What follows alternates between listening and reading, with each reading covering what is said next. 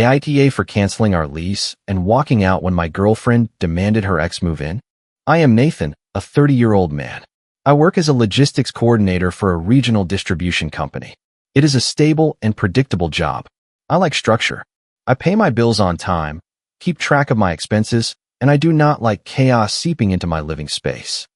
My girlfriend Victoria, a 27-year-old woman, works in event marketing. We have been together for a little over 2 years and living together for the past 14 months in a 2-bedroom apartment in a downtown complex in Chicago. Both of our names are on the lease. Rent is not cheap, but we split everything 50-50. At least that was the agreement. Victoria has a strong personality. That is the polite version. She is confident, outspoken, and very used to getting her way. At first, I thought it was just ambition. Over time, I realized it was more about control. Her ex, Dylan, has always hovered in the background. They dated for 3 years before me. According to her, he was emotionally immature and could not handle her. But his name came up a lot, mostly framed as proof of how much she had grown since then. About a month ago, she started mentioning that Dylan was going through a rough patch. Apparently, he and his roommate had gotten into a disagreement. Then it turned into his roommate asking him to leave. Then it became that he was temporarily staying on a friend's couch. I did not think much of it. It was not my problem. Last Tuesday evening, I got home from work and she was sitting at the kitchen counter with her laptop open. And with that expression she gets when she has already made up her mind. "We need to talk," she said. I thought maybe a job change, maybe money, something normal. Instead, she brought up Dylan. "He is moving in here, no discussion. It is temporary, so do not start." I actually laughed at first because I thought she was joking. She was not. She said he would take the guest room. She said it would only be for a couple of weeks. She said I should be mature enough to understand that helping someone in a difficult time is what decent people do. I asked when this was decided. She said that very day. I asked why I was not consulted. She rolled her eyes and said, "Why would you make it dramatic?" That was when I realized this was not a conversation, it was a declaration. I do not live in places where I have no say. I told her calmly, if he moves in and there is no discussion, then there is no discussion about me leaving either. She smirked, as if I were bluffing. I was not. I did not throw anything. I did not insult her. I did not even raise my voice. I just asked one more question. When is he moving in? She shrugged and said, Friday. It was Tuesday. She had already told him yes. Apparently, she had also told him I would understand because I am reasonable. That word again, reasonable. Translation, submissive. I asked if she had at least told him that the lease had both of our names on it. She waved it off. It is fine. The property manager likes me. Do not overcomplicate it. That was the moment I realized this was not about helping someone. It was about control. She had decided something about our shared living space and informed me after the fact. So I said, okay. She blinked. I said, if he moves in on Friday, I will be out by Thursday night. She rolled her eyes and laughed. Are you being dramatic? No, I said. I am being consistent. You said there is no discussion. I agree. She did not think I was serious. She went back to her laptop as if the matter were settled. The next morning, I called the leasing office. I asked what the process was to remove myself from a joint lease. It turns out it required both parties to sign a release form and the remaining tenant to qualify on their own with proper documentation. Interesting. I did not tell Victoria that yet. Instead, I rented a small U-Haul truck for Thursday afternoon. Non-refundable. I also called a friend of mine who has a spare room. I asked if I could stay for a couple of weeks. He said yes, without hesitation. By Wednesday night, I had packed most of my things from the guest room and common areas. It is funny how fast that space stopped feeling neutral. She noticed the boxes and asked what I was doing. I told her exactly what I said I would do. She scoffed. Are you really leaving over this? I am leaving because you told me I have no say in where I live. She tried to spin it. So, are you punishing me for helping someone? I told her that if she wanted to help her ex, that was her choice. But I am not going to share an apartment with him. She got very upset and accused me of being insecure. Maybe, but I am not an insecure person without a place to live at the same time. By Thursday afternoon, she was more annoyed than sad. She still believed I would calm down. Then, at 6 that evening, the truck pulled up outside, and that was when she realized I was not negotiating. The truck arriving changed the tone immediately. Victoria was standing by the window when she saw it. Her expression shifted from irritated to confused. Did you really rent a U-Haul? Yes. What for? To move my life. She followed me downstairs, still acting like this was some kind of performance. The attendant handed me the keys, I signed, and I started loading boxes. At that moment, she changed tactics. Nathan, stop. This is crazy. He is only staying in the guest room. I did not answer immediately. I carried my desk chair down the stairs instead. That was when she finally said what she really meant. You are embarrassing me. That was interesting. Not, you are hurting me. Not, I do not want you to leave. Embarrassing her, because apparently, she had already told Dylan that I was okay with it. She probably painted me as someone understanding and evolved. As I was loading the truck, she tried calling Dylan. I could hear her pacing back and forth inside, explaining something in a low but frustrated voice. By the third trip, she came outside. He has nowhere else to go. You are making this harder than necessary. I calmly told her that I was not stopping her from helping him. I was simply removing myself from a situation I did not agree to. She crossed her arms and said, You are overreacting. It is only temporary. Temporary does not mean optional to me. This is where it got interesting. I reminded her that both our names are on the lease. If Dylan moved in, that would technically require the property manager's approval. Moving him in without consent violates the agreement. She froze for half a second. He will not care, she said quickly. Maybe, maybe not. I did not threaten anything. I just stated facts. By 9 that evening, my half of the apartment was empty. Couch, television, bed frame, kitchen table, all mine, all out. The place looked different immediately, smaller. She stood in the middle of the living room and said, So what? Are you just abandoning me? No, I said. I am stepping aside like you asked. She did not like that phrase. As I drove away in the U-Haul, she sent me a text message. You will regret this. I did not reply because here is the thing she failed to consider. Removing my name from the lease was not optional for her. It required her cooperation, and Friday was less than 24 hours away. Dylan was still planning to move in, but the property manager had not been told anything yet, and I was not obligated to stay quiet. Friday morning, I woke up on my friend's couch to 12 missed calls, all from Victoria. I did not listen to the voicemails. Instead, I called the leasing office. I explained that I was vacating the unit and wanted to formally start the process of removing myself from the lease. I also asked, hypothetically, what happens if an additional occupant moves in without written approval? The property manager did not even hesitate. That is a violation. We would issue a notice right away. Interesting. I thanked her and hung up. About 10 minutes later, Victoria finally texted instead of calling. Dylan is here. We need to talk about the lease. I did not reply. Another message. The property manager says we both have to sign something. I still did not reply. Then came the shift. Why did you call them without telling me? So she knew. I had done exactly what I said I would do. I stepped aside, but I did not leave loose ends tied to my name. That afternoon, I sent a clear message. I am removing myself from the lease. I will not be financially responsible for a third occupant I did not agree to. I will sign the release once you qualify on your own or add him legally. Then I blocked her. Phone, social media, everything. Not out of anger, but for clarity. If she wanted non-negotiable decisions, she could have them without commentary. An hour later, Dylan tried to call from an unknown number. Blocked. Another number, blocked. I was not going to have a three-way debate about an apartment I no longer lived in. By Saturday morning, mutual friends were messaging me. Apparently, Dylan did not qualify on his own.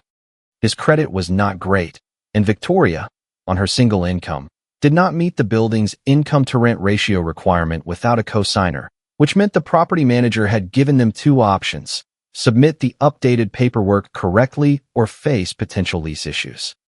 And since I had already initiated my removal, my exit was in motion. Victoria left a long message with a mutual friend asking him to pass it on to me. She said I was sabotaging her, that I was being petty, that real couples do not run away at the first sign of discomfort. I had him reply with exactly one sentence. Real couples do not move their ex in without discussion. After that, I heard nothing directly, but I heard something interesting. Dylan was not thrilled about the paperwork. Apparently, he thought he was just going to crash for a while. It turns out that non-negotiable feels different when the lease involves signatures. And for the first time since Tuesday, Victoria was not the one controlling the situation. She was reacting without me in the room. By Monday, the pressure fell entirely on Victoria. I did not hear from her directly because she was blocked everywhere, but mutual friends provided involuntary updates. Dylan had officially moved in on Friday night. Mattress on the guest room floor, 2 duffel bags, lots of fresh start energy. Apparently, he walked in expecting calm. Instead, he walked into a lease compliance email. The property manager had sent a formal notice requesting updated occupant documentation within 72 hours. Failure to comply would trigger a lease review. That is corporate speak for you are on thin ice. Victoria tried to spin it at first. She told Dylan that I had overreacted and made things complicated on purpose. She said it was just paperwork, but paperwork has numbers attached, and numbers do not care about tone. She needed to qualify a loan or add Dylan legally. That required his credit check, income verification, and application fee. Dylan did not love that part. From what I heard, he thought he was staying for a few weeks, not signing a longer financial obligation, which means they had their first serious disagreement within 48 hours of living together. It is funny how the crisis bonding energy fades when lease terms show up. Midweek, I received an email from the property manager directly, not from Victoria. It stated that Victoria had submitted documents to remove me from the lease and retain the unit with an additional applicant pending approval. Translation: she needed me to be completely out to stabilize her end. I signed the release digitally that same day. Clean, final, no comments. That apparently surprised her more than anything. She expected me to stall for leverage and negotiate. Instead, I stepped aside exactly as promised. But here is the part she failed to calculate. Once I was off the lease, the conversation about the security deposit changed. Half of it was legally mine, and the property management does not automatically redistribute deposits when tenants change midterm, which meant Victoria now had to put up my share to keep the unit intact. Dylan, according to a friend, did not volunteer to help. By Thursday night, I heard they had gotten into a heated argument over money. The non-negotiable suddenly required negotiation. Meanwhile, I had moved my things into a small studio apartment across town in a quieter neighborhood. I signed a 6-month lease. Quiet building, no drama. Block numbers remained blocked, but news travels. Apparently, Victoria told people I ran away, which is interesting because I did not run away. I simply refused to share a space with her ex. And now she was learning that declarations do not override contracts. Real life signs papers, and papers do not smirk. By the second week, the tone shifted from confident to tense. I did not hear it directly. I heard it through the grapevine. Apparently, the property manager conditionally approved Dylan. His credit was not great, but Victoria pulled it off by agreeing to a higher security deposit and signing a stricter addendum regarding on-time rent payments, which meant 2 things. She had to cover my half of the deposit immediately. If the rent was late even once, the property manager could move to review the lease. That is a lot of pressure for a temporary arrangement. The first rent cycle came faster than expected. Victoria had always been fine splitting rent with me. Predictable income, automatic transfers, clean math. Dylan's contribution, less predictable. From what I heard, he was between contracts, doing freelance design work, waiting on some pending invoices, that kind of explanation. Victoria started venting to mutual friends about how stressed she was. She said I had left her in a tough position. She said I could have at least given her more time. More time for what? To let her ex move in gradually. Meanwhile, I was settling into my studio. It was not luxurious, but it was mine. Quiet mornings, no tension in the kitchen, not wondering who was going to walk through the door. About 3 weeks later, I received an unexpected call. Not from her, from the property manager. Professional tone. Simple question. Have you completely vacated the premises and removed all your belongings? Yes. Good. We have had noise complaints, and we wanted to confirm that you are no longer an occupant. Noise complaints. Interesting. Apparently, Dylan had friends over. Late nights. Music. Smoking on the balcony. The building had always been strict about that. Victoria used to complain when the upstairs neighbors made noise after 10 at night. Now she was the one receiving written warnings. The part that really changed things. Rent was 2 days late that month. 2 days under the new addendum triggered a formal notice. Victoria, according to a friend, was furious. She said the property manager was being unfair. She said I had set her up to fail. I had not done anything. I removed myself from a situation I did not consent to. Real life did the rest. At the end of the month, I heard that Dylan was already talking about needing space. He said the pressure felt heavy. He said living together was exposing compatibility issues. Compatibility issues. They had been roommates for 4 weeks. Apparently, non-negotiable decisions feel empowering until the consequences arrive. And the consequences had her signature, not mine. By the second month, the situation stopped being dramatic and started being predictable. Victoria's social media changed first. Less thriving energy, more vague quotes about resilience. A couple of posts about how growth requires uncomfortable transitions. Translation. This is not going as I imagined. From what mutual friends told me, Dylan's between contracts phase lasted longer than expected. Freelance invoices were not collected as quickly as he promised. Victoria ended up paying most of the rent that second month. That was when the arguments got specific. Money exposes dynamics quickly. She had framed him as someone she was rescuing. That narrative works when it is short-term. It feels less empowering when utilities need to be paid. Apparently, she started pushing him to provide more structure. Budget talks, job talks, deadline talks. He did not like that. He had come in thinking of a temporary refuge, not a joint financial liability under a stricter lease.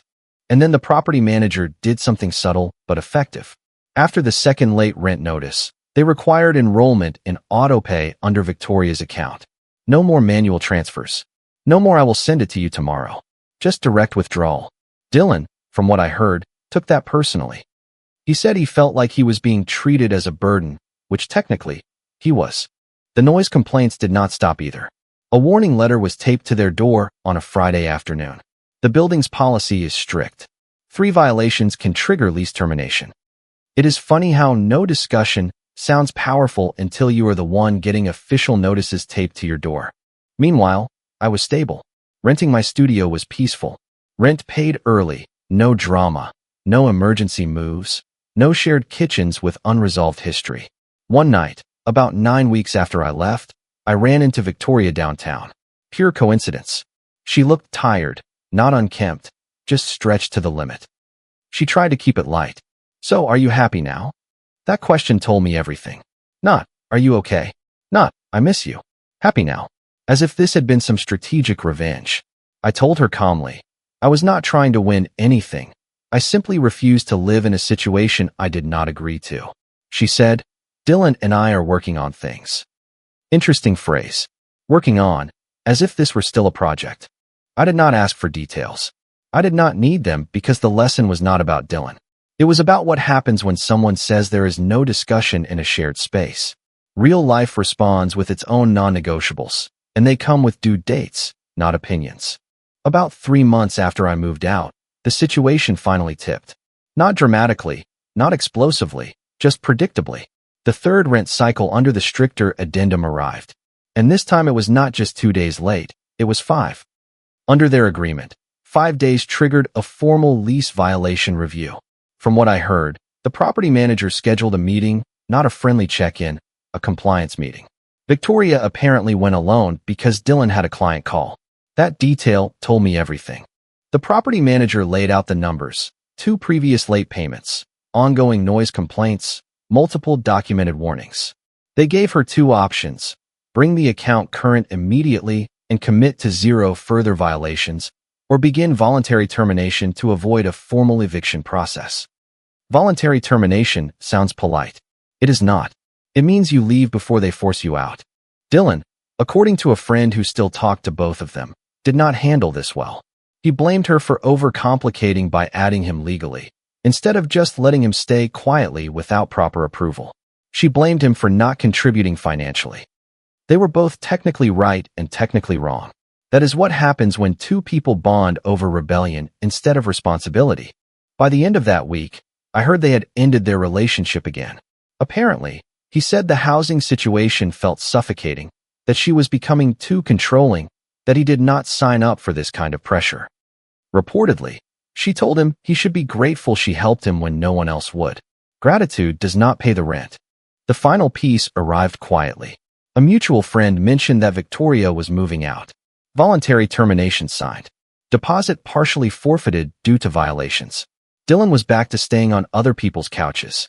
The apartment she declared non-negotiable was gone. I did not celebrate. I did not feel vindicated. I felt validated. When someone makes unilateral decisions in a shared life, they assume control equals stability. It does not. Control without agreement only accelerates consequences. And consequences do not care who started the disagreement. They only collect signatures, and hers were on everything. About a month later, I met someone. Not intentionally, not as a rebound, just through normal life. Her name is Julia, 28 years old. She works in healthcare administration. We met because she moved into the unit across from my studio. The building is quiet. Mostly professionals minding their own business. The first conversation was about a misdelivered package. The second was over coffee. What stood out immediately was not the chemistry, it was the tone. When we talked, nothing felt like a power play, no performative confidence, no testing boundaries to see what I would tolerate, just normal adult conversation. About 3 weeks into seeing each other casually, she asked a simple question. So, what happened in your last relationship? I did not dramatize it. I just said, my ex made a major housing decision without discussion, so I opted out. Julia paused and said, that makes sense. No eye rolling, no implying I was insecure, no trying to psychoanalyze me into the villain. That reaction alone felt refreshing. One night, we were cooking at her place, and her ex came up naturally in conversation. She mentioned he had recently reached out to grab coffee. Do you know what I said? I told him no. It did not feel right for where I am right now. Just practical, no speech about being evolved enough to handle complex emotions, no framing it as noble maturity. Just clear boundaries. I did not realize how tense I had been about shared space until I stopped being tense. One evening, she asked if I would ever consider moving into a bigger place once my 6-month lease was up. Notice the phrasing? She asked, she did not declare. And when I said maybe, but we would discuss it properly if that time comes, she nodded and said, of course, with no smirk, no non-negotiable. Meanwhile, I heard through mutual circles that Victoria was staying with a friend temporarily. Dylan was out of the picture again. The apartment was back on the market. Non-negotiable had become non-renewable. I do not hate her. I do not regret leaving. If anything, I regret almost staying to prove a point, because here is the quiet truth. The moment someone tells you there is no discussion in a shared life, the discussion is already over. You just have to decide if you are sticking around to watch the ending. I did not, and now, for the first time in a long time, my living situation does not come with surprise roommates, just doors that open when both people agree to turn the handle. 6 months after loading my life into that U-Haul, everything had settled. Julia and I did not rush anything. No dramatic declarations, no sudden merging of lives, just consistent weekends, shared groceries, quiet conversations about work and future plans. When my studio lease came up for renewal, she asked again, "What are you thinking?" That was it. No assumption, no pressure, just a question. We sat at her kitchen table and actually discussed it. Budget, location, commute, privacy, expectations. It took 45 minutes. No one rolled their eyes. No one declared anything non-negotiable. We decided to sign a new place together. Bigger, neutral ground, both names on the lease. Clear terms on finances, simple adult stuff. Meanwhile, Victoria's situation resolved exactly how these things usually do. She moved twice in 3 months. First to a friend's spare room, then to a smaller apartment, further from downtown. I heard Dylan resurfaced briefly, then disappeared again. Once money and responsibility entered the conversation, the property manager put the original unit back up for rent within weeks of her termination. New tenants, clean slate. One afternoon, I received a message request on LinkedIn. Not from her directly, just a short note. I miscalculated. I thought you would stay. That was it. No apology, no owning up to the unilateral decision, just the acknowledgement that she assumed I would not leave. I did not reply because that was always the core of the issue. She did not think I would leave. She thought I would argue, adjust, tolerate, negotiate. She thought non-negotiable only flowed in one direction, but the moment she said there is no discussion, she eliminated the only thing that makes living together work, agreement. I did not fight her decision. I matched it. She said, "He is moving in." I said, "There is no discussion about my leaving either." And that was it. Non-negotiable is not loud. It is not dramatic. It is quiet. It is paperwork signed without hesitation. It is keys returned without a speech. It is a loaded U-Haul while someone watches from the window thinking, "Are you bluffing?"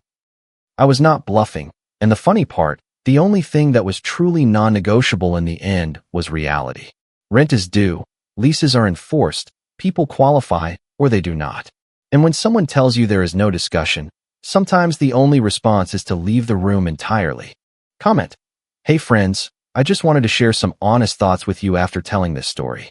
Protecting your peace is something I've come to value more than almost anything else. Learning to set clear boundaries is an act of self-respect, not selfishness, and true maturity means taking responsibility for what you allow into your life. Sometimes, the most loving thing you can do is choose yourself and walk away peacefully. Healing starts when we stop accepting situations that slowly drain our energy. I really hope this encourages you to reflect on the standards you hold in your own relationships. Choosing calm over constant tension is one of the best gifts you can give yourself. Remember that you deserve spaces where your comfort and your voice truly matter. What boundary have you needed to set to protect your well-being lately? If you liked it, don't forget to leave a comment and support the channel by subscribing. See you in the upcoming stories.